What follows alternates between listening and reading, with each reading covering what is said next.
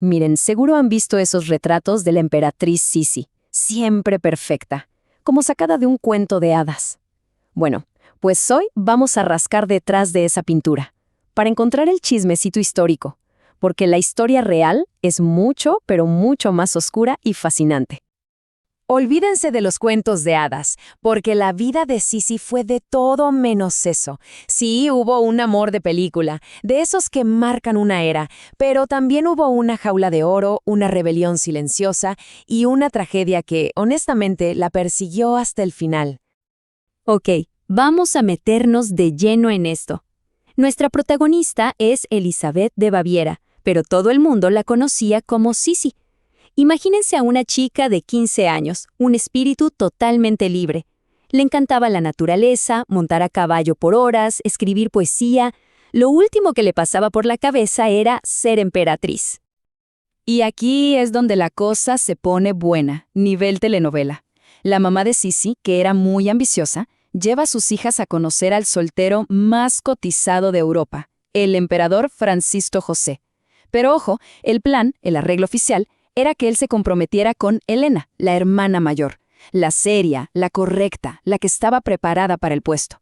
Pero claro, el emperador vio a Sisi y, flechazo instantáneo, no pudo quitarle los ojos de encima. Quedó tan, pero tan encantado que en contra de todos los planes y para el shock de toda la corte, soltó esa frase. Imagínense la cara de la suegra, la cara de la propia Helena, un escándalo total. Y así, de la noche a la mañana, el destino de Sisi quedó sellado. La boda fue en 1854. Un evento espectacular. El pueblo la adoraba, ¿cómo no? Era la emperatriz más bella que habían visto. Pero lo que por fuera parecía un sueño hecho realidad, puertas adentro del palacio, se estaba convirtiendo en una verdadera pesadilla. Aquí tenemos que hablar de la villana de esta historia, su suegra, la archiduquesa Sofía. Una mujer durísima, controladora, que desde el primer día vio a Sisi como una niñata salvaje que no estaba a la altura. Se obsesionó con domarla y le impuso unas reglas asfixiantes. El palacio se convirtió en su prisión. Y la crueldad llegó a este nivel. Con esa frase, la suegra le arrancó de los brazos a su primera hija.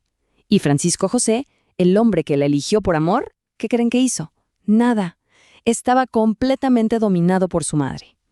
Sisi se encontró atrapada, humillada y, lo peor de todo, completamente sola. Pero Sisi no se iba a dejar aplastar así nomás.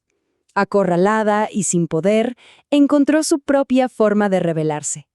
Una rebelión que no se dio en el campo de batalla, sino en un terreno mucho más íntimo, su propio cuarto. Y esto es clave, ¿eh? Su famosa obsesión por la belleza no era solo vanidad, para nada. Era lo único sobre lo que tenía control absoluto. Su cabello larguísimo, que cuidaba por horas, sus dietas extremas, ser la mejor jinete de Europa.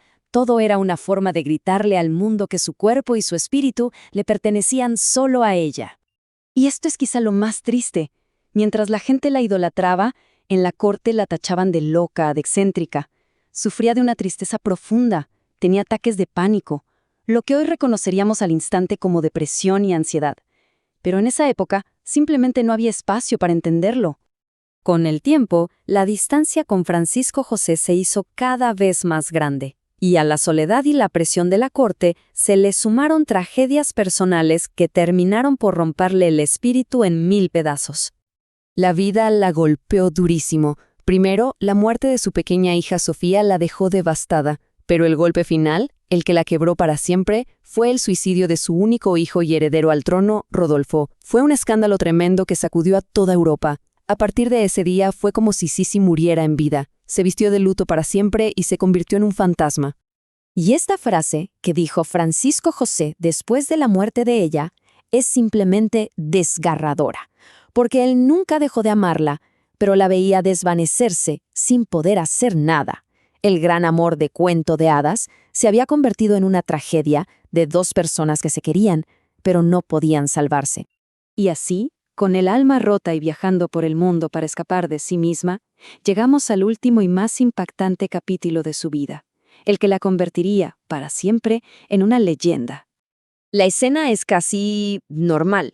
Sisi, ya con 60 años, está en Ginebra, viajando de incógnito como le gustaba. Va caminando tranquilamente con su dama de compañía, a punto de subirse a un barco. Y de la nada, un hombre se le acerca corriendo y la empuja. Ella cae al suelo, pero se levanta, un poco molesta, pensando que solo fue un torpe, un accidente. Sigue caminando hacia el barco. Pero no había sido un simple empujón. Ese hombre, un anarquista italiano, le había clavado una lima de metal afilada directamente en el corazón. Fue tan rápido y el arma tan delgada que nadie se dio cuenta. De hecho, el corsé apretadísimo que llevaba contuvo la hemorragia por unos instantes. Fue ya a bordo del barco que se desmayó. Murió en los brazos de su dama de compañía, susurrando esa pregunta sin siquiera entender qué había pasado. Una muerte tan absurda, tan repentina, un final increíblemente trágico para una vida igual de trágica.